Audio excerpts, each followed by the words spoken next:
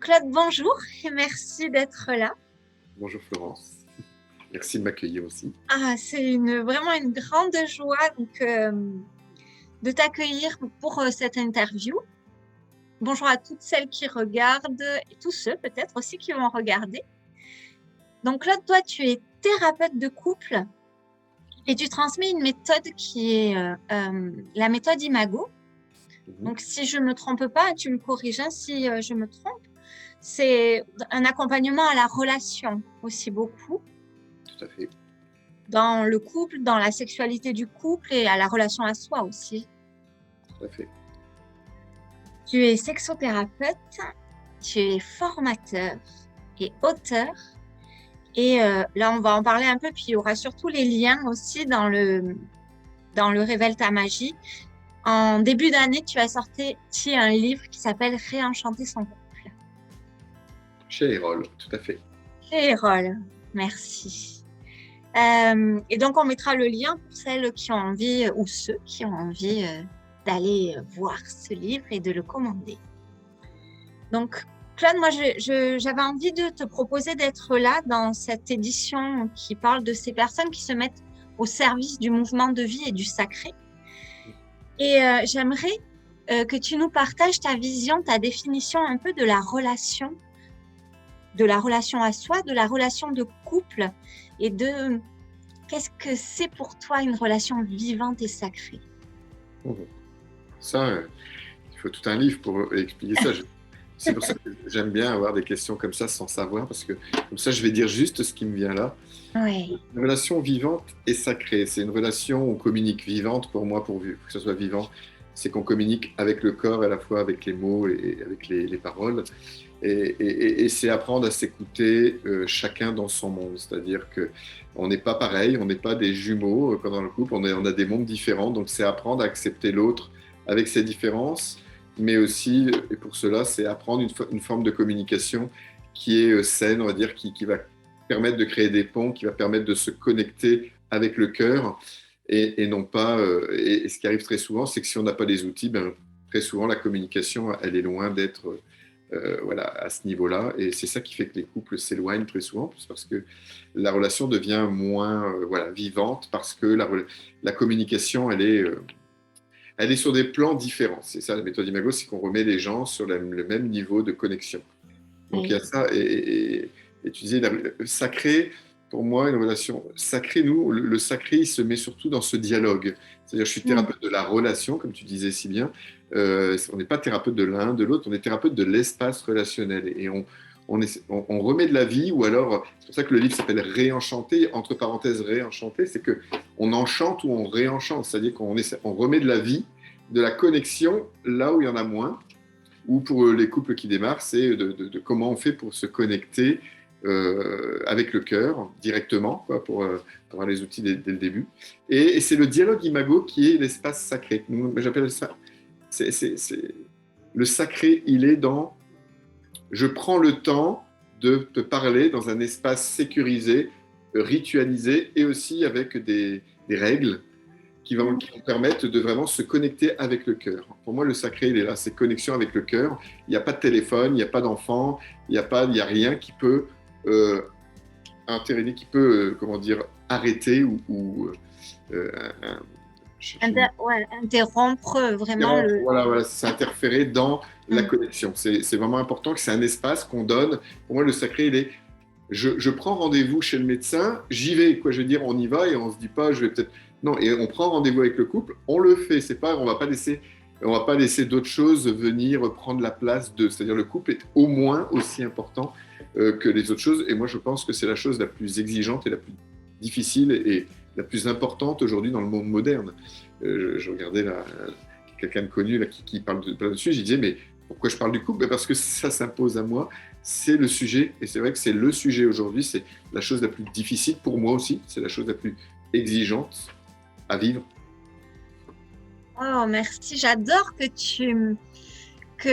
tu amènes à ritualiser l'espace relationnel.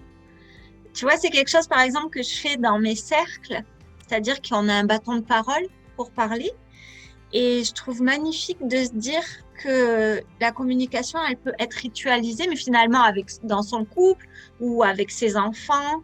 Ou, Oui. je, On peut le faire partout, on peut le faire le couple avec les enfants.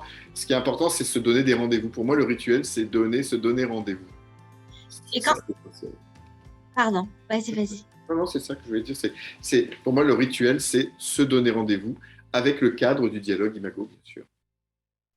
Et quand tu dis se donner rendez-vous, c'est concrètement prendre dans ses agendas, noter un temps où tu te rencontres. Là, et dans le livre, c'est ce que j'explique, c'est vraiment, ça fait partie des choses essentielles. Si on ne prend pas d'agenda, bah, on va trouver plein de raisons, surtout il y a toujours un des deux partenaires, je parle de maximiseur et de minimiseur, il y en a un qui va plus se fermer, l'autre qui va plus chercher la relation, mais celui ou celle qui va plus se fermer, elle va trouver mille choses. Moi, je suis le champion j'étais le champion pour éviter les dialogues. Aujourd'hui, il y a des choses qui évoluent, mais parfois encore, je sens la peur de parler, toujours la peur, parce que l'habitude, c'est de peur d'en prendre plein la tête ou d'être responsable de quand ça va pas. Et donc, ça demande vraiment d'un engagement, un Engagement. engagement, vraiment. Donc, c'est ça qui... Moi, j'ai envie de te poser une question. Tu vois, quand on peut dire ça, je pense qu'il y a une partie de nous qui a envie de fuir, hein, probablement, qui se dit que c'est sortir de la spontanéité de prendre rendez-vous. Là, c'est rigolo parce que J'imagine. j'allais en parler. Voilà. J'allais justement le dire, dès que je dis ça, je vois déjà les personnes. Ah ouais, mais c'est pas spontané. Oui. Ben oui, si on attend que ça soit spontané, on peut toujours attendre. C'est-à-dire que la spontanéité, ça marche dans les 3 premières années maximum de la relation. C'est-à-dire quand on a nos hormones qui créent de la joie, qui créent de la connexion, on voit l'autre tel qu'il est parfait, c'est la période de la lune de miel. Oui, là, il y a de la spontanéité, il y a du désir, parce que ce qui me vient tout de suite, c'est la spontanéité aussi, non seulement du dialogue, mais aussi le désir, il est assez régulier, spontané, et les personnes se retrouvent facilement. Mais au bout de quelques temps, il y a moins de désir, on fait moins de choses, on s'éloigne, parce qu'on est repris par le travail, les enfants, Ouais. le rythme de vie qui est de plus en plus infernal. Si on n'a pas d'action là-dessus, c'est le couple qui s'éloigne progressivement. Donc le but, c'est de prendre rendez-vous sur agenda. Pourquoi ça serait plus important de prendre rendez-vous chez le médecin que de prendre rendez-vous dans le couple? Et la spontanéité, elle peut se trouver ailleurs. C'est quand on se donne rendez-vous même de sensualité dans le couple. Si on se dit, là, on va se prendre un temps pour nous, on va se masser, je sais pas. Mais rien que de toute la semaine d'attendre et de l'idée de se retrouver, ça crée justement ces petits éléments, ces pépites, cette pétillance du cœur. Et moi, je sais que je disais ça aussi, hein, moi, en tant que bon minimiseur, je disais, mais c'est pas spontané tout ça. Mais la spontanéité, c'est un leurre, c'est une fausse croyance, c'est des croyances limitantes. Si on attend que ça soit spontané, il ne se passe rien dans une relation. L'amour, c'est pas spontané.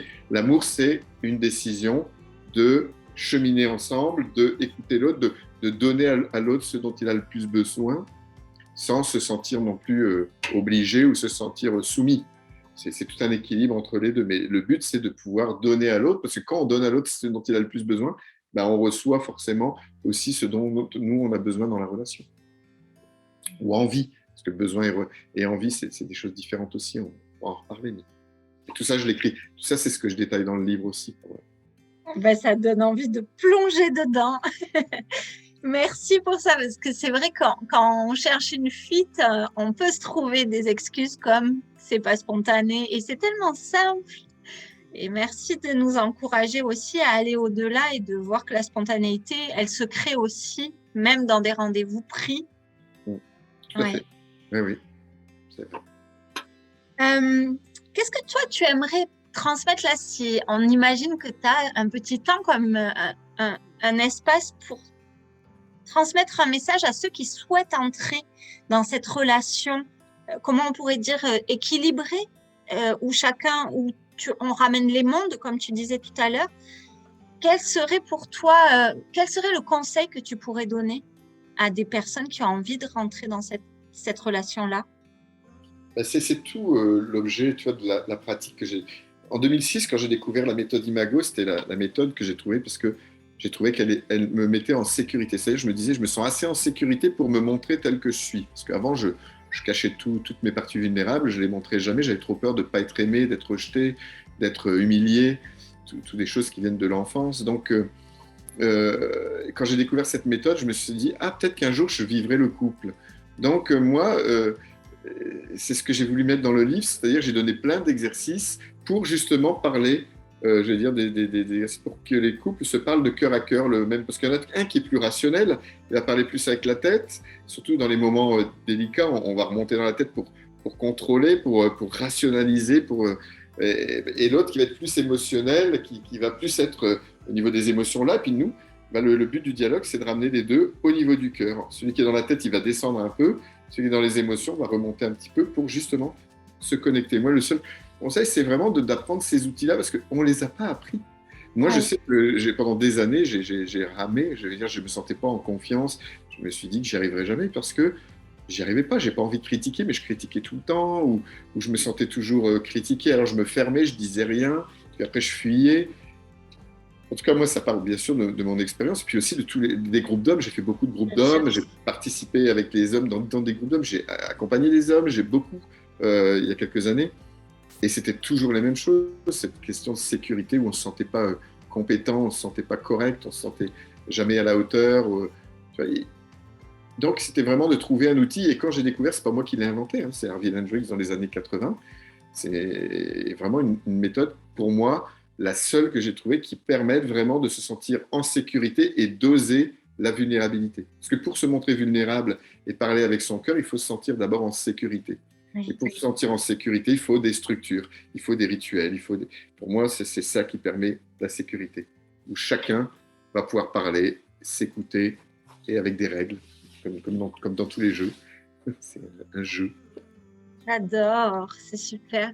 Ouais, cette notion de sécurité, à la fois, c'est évident quand tu le dis, tu vois, et puis c'est vrai que dans notre quotidien, c'est effectivement la sécurité, c'est pas du tout quelque chose qu'on pose dans le couple. Alors, on peut poser ça avec les enfants. On dit souvent que les enfants, ils ont besoin d'un cadre sécurisant, mais dans la relation de couple, du moins dans la communication, on ne réfléchit pas vraiment à ça. C'est intéressant ce que tu dis là, parce que c'est exactement ça qu'on fait. On met un cadre sécurisant pour nos enfants intérieurs. Parce que quand on est déclenché, que ce soit dans le positif que dans le négatif, quand on rencontre quelqu'un au début et qu'on adore certaines choses, on va être attiré par des choses qui nous ont marqué nous-mêmes enfants, ou qu'on n'a pas eu du tout, ou qu'on a apprécié. Et c'est la même chose quand on est déclenché, c'est-à-dire déclenché quand on a une réaction à l'intérieur de nous. Des fois, ça ne se voit pas. Je dis déclenché parce que la réaction, elle ne se voit pas pour les gens qui se figent, qui sont dans l'anesthésie ou qui fuient. Mais sinon, dès qu'on est déclenché, c'est toujours le petit garçon ou la petite fille à l'intérieur qui est déclenché.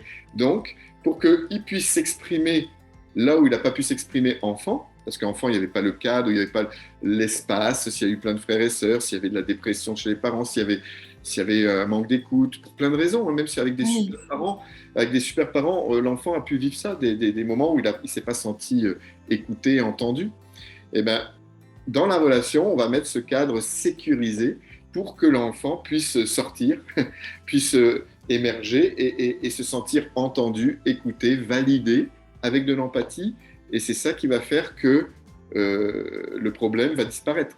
C'est-à-dire le problème peut être résolu, j'aime pas dire résolu, le problème peut être traité si on va voir en dessous du problème, parce que le problème n'est jamais le problème.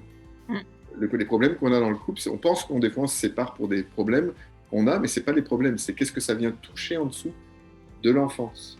Et je dis parce que je sais qu'il y a des personnes qui vont écouter, c'est pas besoin d'avoir eu comme moi dans mon livre j'en parle beaucoup, d'abus sexuels, pas besoin d'avoir été frappé ou d'avoir eu de l'inceste. Non, tout enfant a eu des besoins qui n'ont pas été satisfaits à un moment ou à un autre, que les parents ne pouvaient pas être disponibles, et en fonction de sa sensibilité, du moment, du contexte, l'enfant va le vivre d'une manière à sa façon, et ça peut avoir un impact dans sa vie future. De toute façon, je le vois, il y a des dialogues qui amènent directement, à chaque fois, on fait le lien, et c'est toujours lié à des choses de l'enfance. Même avec des parents extraordinaires. Merci pour ce partage. Merci pour ce partage qui est presque un début d'atelier. C'est super, vraiment merci.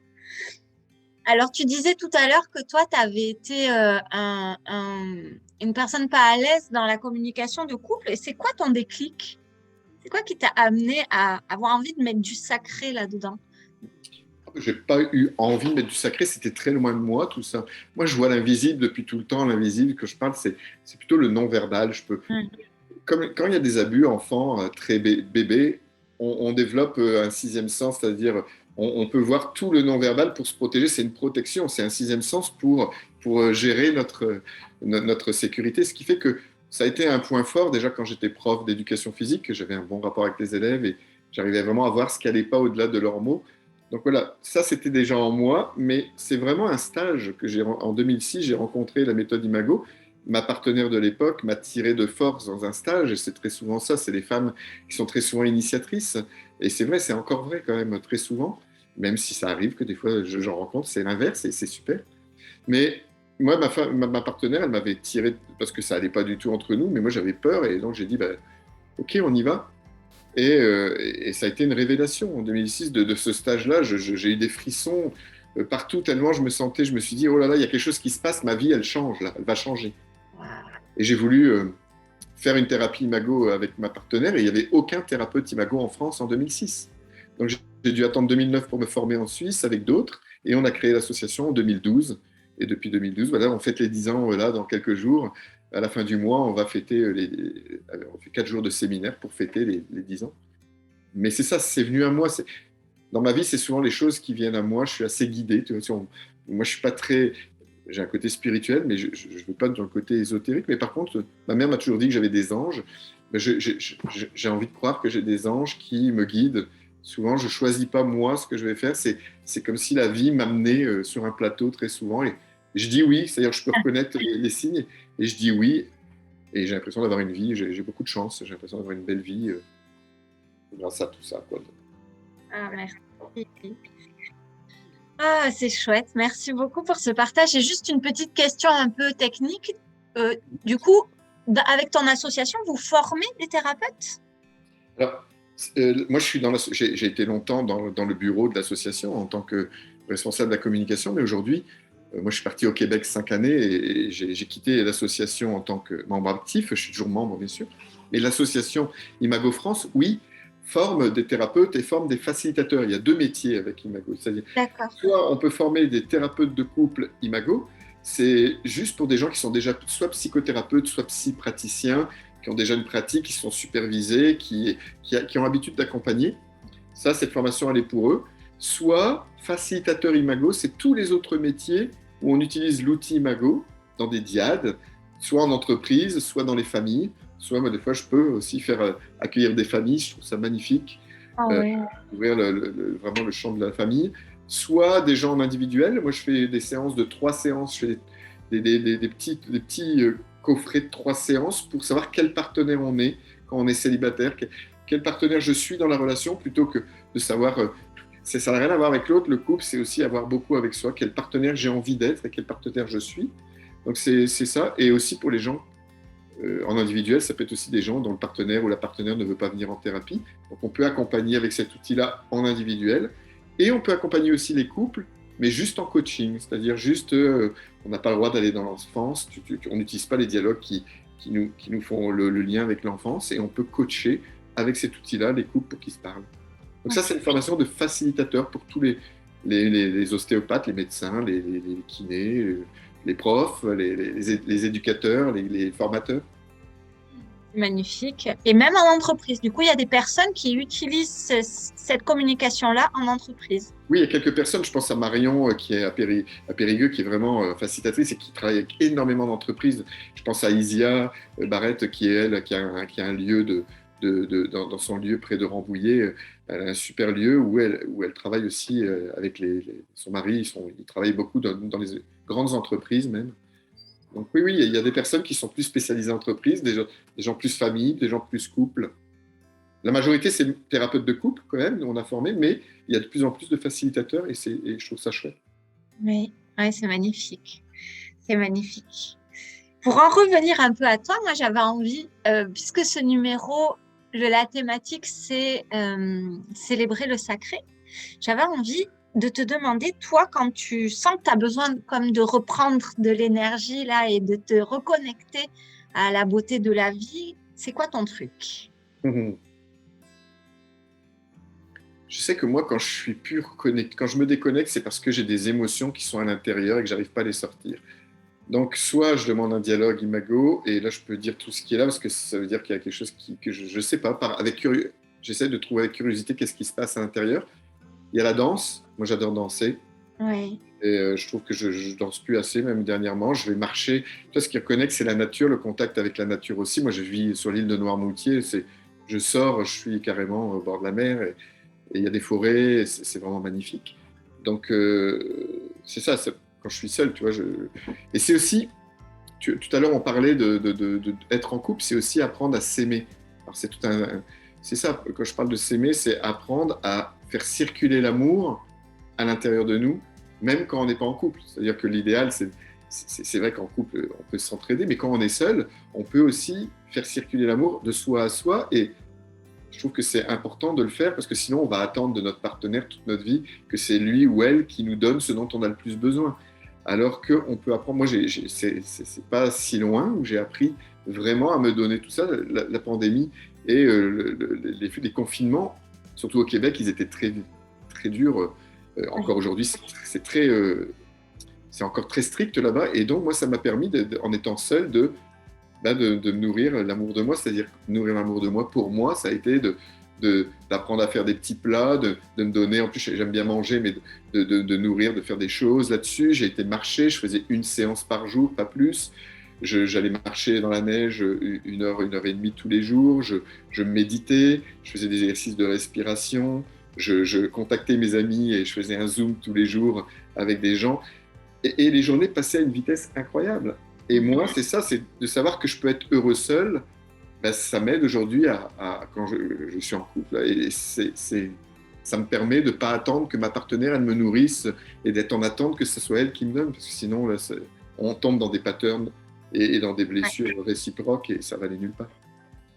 C'est beau ce que tu dis d'apprendre à s'aimer seul et de savoir que tu peux être heureux seul. J'adore cette phrase, c'est magnifique. Et puis, s'aimer, souvent, c'est des mots, moi aussi, c'est bien beau de dire s'aimer, c'est un mot bateau. Et c'est quoi s'aimer? Moi, j'aime bien je pense qu'aujourd'hui, l'amour, c'est une énergie, c'est pas un sentiment. Allez, c'est aussi un sentiment, mais c'est surtout une énergie qui circule ou qui circule pas. Si elle circule pas de moi à moi, ça va être dur d'attirer l'amour de quelqu'un et même d'aimer. Et Mm. donc, c'est quelque chose d'apprendre à faire circuler et puis on attire automatiquement la personne qui va vibrer sur cette même vibration. Aujourd'hui, je sais que ça peut paraître bizarre, mais moi, je pense vraiment ça. Et, et c'est vrai que c'est pareil avec le couple. Les dialogues imago permettent de faire circuler l'amour. Des fois, on le sent plus. Des fois, moi non plus, je sens pas. Je sens pas que j'aime ma partenaire. Et souvent, j'ai dit, c'est quoi aimer? J'ai l'impression de pas savoir ce que c'est qu'aimer ou être aimé. Mais c'est juste quelque chose qui s'entretient, c'est de se faire plaisir dans la relation. Et c'est ce que disait aussi Frank Lopvoet il n'y a pas longtemps. Je regardais un petit lancement sur l'amour, sur le couple, et il disait que c'est ça, l'amour, c'est... il a dit un truc, je l'ai perdu, je l'avais là juste parce que j'ai trouvé ça incroyable que quelqu'un le pense comme moi. C'est c'est le faire circuler avec sa partenaire, c'est vraiment donner tout à son partenaire, c'est-à-dire c'est vraiment être au service d'eux, Mm. juste comme ça. C'est un autre mot, mais ça me reviendra, j'ai perdu le mot, il y avait vraiment un mot qui m'a échappé. Bon, déjà, être au service de la relation, au service de ce qu'on construit avec son partenaire, c'est déjà fort et beau. Et ça rejoint beaucoup ce que tu disais tout à l'heure je trouve ça incroyable, j'avais jamais pensé les choses comme ça. Pourquoi on prend rendez-vous et on s'engage dans un rendez-vous chez un médecin Mm. ou chez un coiffeur, enfin, peu importe, dans nos rendez-vous quotidiens avec des clients et pourquoi on le ferait pas pour ce qui nous semble être le plus important, c'est rendez-vous dans notre couple ou même rendez-vous avec soi-même Ben oui. aussi, ça pourrait être ça. Puis on travaille bien 40 heures par semaine. Si on n'est pas capable d'offrir 1 heure à sa partenaire une fois par semaine, faire un dialogue, posons-nous la question, pourquoi on vit en couple? Ouais, Tu vois, si on parle du couple, après, il y a plein de formes de relations, je veux dire, on peut en parler. Et tiens, le mot qui me revient, c'est la liberté, je disais tout à l'heure. Dans le couple, c'est ce que je mettais dans le livre aussi, c'est pour moi, la définition d'être en couple, c'est de se sentir au moins aussi libre quand je suis à deux que lorsque je suis seul. oh waouh, ouais, ouais. Qui dit ça aujourd'hui? Mm. si les gens m'entendent, mais non, moi j'ai besoin de me sentir complètement libre, c'est-à-dire ça ne veut pas dire faire n'importe quoi, ça ne veut pas dire d'avoir des Oui, avantages à cet bien endroit. sûr.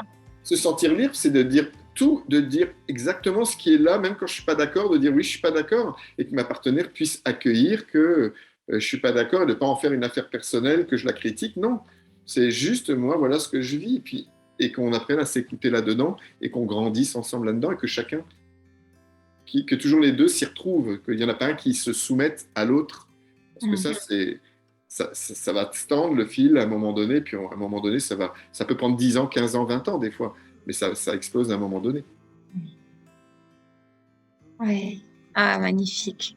C'est beau, cette notion de liberté. C'est vrai que c'est quelque chose, être authentique, en fait, dans la manière de communiquer, s'autoriser à être qui on est, en fait. C'est ça. C'est- J'adore. Il y a un poème comme ça, peut-être tu l'as vu passer. C'est une prière chamanique qui parle justement de ça, d'être nu au milieu du feu. Qui dit, je te demande pas, je sais plus combien tu gagnes, mais je te demande, est-ce que tu connais le nom des étoiles? Est-ce que tu as envie de les apprendre avec moi? Et est-ce que tu peux rester nu au milieu du feu? Et je trouve que C'est joli. ouais, ça illustre beaucoup ce que tu dis là. Merci vraiment beaucoup, Claude. Je pourrais t'écouter parler encore longtemps. Euh, J'aimerais juste, avant qu'on se quitte et qu'on arrête cette rencontre, que tu nous partages, si tu veux bien, un titre de chanson. En fait, dans le magazine, j'ai toujours une playlist. C'est quelque chose qui m'accompagne toujours. Toi, t'aimes danser. Moi, j'adore ça aussi et j'adore partager des musiques qui me mettent dans l'énergie de ce que je crée. Donc, si tu veux bien nous partager un titre de chanson voilà, pour les personnes qui vont lire le magazine. Écoute, je retiens jamais. Tu vois, je retiens jamais les titres et tout ça, mais j'ai du mal. Même, je chante et j'aime bien chanter tous les chants polyphoniques parce que il n'y a pas beaucoup de paroles. C'est étonnant, c'est que j'avais une grande mémoire avant et puis aujourd'hui j'ai des troubles de déficit d'attention qui font que je retiens pas. Mais il y a une chanson qui m'est venue tout de suite là, un titre. Mais après la chanson c'est en anglais, mais c'est une chanson qui m'élève, c'est de Josh Groban et ça s'appelle You Raise Me Up. Ah, Et celle-là, moi, à chaque fois, c'est comme si l'autre, c'est ça, c'est tu me portes vers le haut. Mon anglais n'est pas très bon. J'ai beau avoir vécu 5 ans au Québec, je suis pas très bon en anglais, mais par contre, j'ai tout compris et j'ai même chanté. J'ai demandé à ma prof de chant de la faire chanter parce que c'est comme si j'avais des frissons. C'est comme si je pouvais communier avec cette chanson. Il y a quelque chose qui. Et au début, je chantais, j'aimais bien cette chanson, mais je comprenais pas du tout les paroles. Puis quand on me les a traduites en français, voilà. j'ai dit c'est incroyable quand même c'est incroyable. Donc, voilà. Ah, génial. Ben, je la mettrai dans la playlist et ça, il y aura l'énergie de Claude. Je te remercie vraiment infiniment pour ce moment partagé. Je pense que les personnes qui vont t'écouter, ça va vraiment leur donner envie de mettre du sacré, du vivant, de l'enchantement dans leur relation. Et vraiment, merci pour ça. Oui, je sais que je n'ai pas expliqué comment fonctionne la méthode Imago, mais c'est vrai que je renvoie les gens au livre, j'explique vraiment tout. Tout est là, donc je n'avais pas répété tout ça, mais c'est vrai que c'est une pratique vraiment magnifique, mais ça s'apprend. Oui. Et du coup, toi, dans ton livre, tu donnes des infos pour apprendre. Oui, Et c'est ça, après, si les personnes... tous les exercices, mais si les gens vivent des choses trop difficiles, je conseille d'aller voir un thérapeute, bien sûr, Imago. Puis il y a des stages. Moi, par exemple, j'anime des stages de 4 jours où il y a tous les outils. Et les gens ont tous les outils pour, s'ils ne sont pas au bord de la séparation, ils ont assez d'outils pour se débrouiller seuls. Voilà, si c'est des problèmes juste de communication et qu'on s'éloigne, je fais des stages un peu partout, dans le sud, en Belgique, au mois d'octobre. Tu vois, bon, après, je te donnerai les coordonnées. Oui, Mais... on mettra ça pour que les personnes... Et les personnes, elles peuvent venir en couple, par exemple? Oui, c'est que les stages, c'est que Que des couples. D'accord. Donc, et si, comme tu disais tout à l'heure, il y a un des partenaires qui n'est pas encore prêt à se lancer là-dedans, toi, tu fais des séances. Alors, euh, oui, mais depuis la sortie du livre, je suis complètement. Je prends plus personne, sauf pour les séances individuelles de 3 par moment. Quand les gens ouais. sont assez dispo, je peux, mais pas beaucoup. Mais je fais ça de temps en temps. Mais c'est vrai que si les partenaires ne sont pas prêts, j'ai un conseil, parce que comme c'est des femmes qui t'écoutent, et que j'ai fait justement pour le congrès de l'amour irrésistible avec Marie Sabel, j'ai fait un moment comment dire, on a un masterclass qu'avec des femmes et la question c'était comment on fait venir les hommes en thérapie, comment on invite les hommes à travailler sur eux, parce que c'est souvent le reproche que j'entends souvent dans le cabinet. Et moi je dis toujours, c'est apprendre à pas critiquer, parce que le problème du féminin, en tout cas du maximiseur, et c'est très souvent sur la femme, c'est-à-dire qu'elles ont tellement envie, et ça c'est chouette, mais c'est que la façon dont c'est fait, les hommes ils se sentent coupables ou le responsable de si ça va pas. Et si un homme se sent pas compétent, c'est fini, il va se mettre dans sa grotte. Donc le but c'est toujours de parler que de soi, de dire j'ai tellement envie de faire un stage avec toi, j'ai tellement envie de bien te comprendre, j'ai envie de bien communiquer avec toi. Vous voyez, d'aucune façon, il faut qu'ils se sentent mis sur la sellette, dire ça va te faire du bien. Sinon, ils ne viendront jamais. Voilà, ça c'est le gros. Merci pour ce conseil, d'où le titre Réenchanté qui ouvre plutôt que de culpabiliser. Tout à fait. Voilà, merci pour ce conseil précieux. Je pense qu'il va servir à beaucoup. Je pense. Je te souhaite vraiment plein de belles choses et je souhaite que plein de monde se trouve inspiré par tes écrits et par ce livre et que ça fasse du bien dans les couples et dans la relation. Parce que quand on met la paix dedans, il y a des chances qu'on mette la paix dehors. Et c'est ça, c'est d'actualité. Pour moi, la paix, elle part toujours d'un conflit de deux personnes et on le voit bien aujourd'hui. Et c'est les hommes. C'est aussi, voilà, donc moi je voudrais faire un livre sur les hommes parce que je trouve qu'on a besoin d'aide, nous les hommes. Oui, merci de faire partie de ces hommes voilà, qui éclairent le chemin. Là où nous, les femmes, c'est vrai qu'on a pu s'exprimer, ça a été toujours facile d'aller à la rencontre du dedans, du dehors. C'est pas toujours aussi simple pour les hommes et merci de le faire. Vraiment. Et merci de ton invitation. Au revoir à tous. Et puis je vous mettrai tous les liens pour que vous alliez découvrir toutes les pépites de Claude. Merci Claude, au revoir. Merci, au revoir.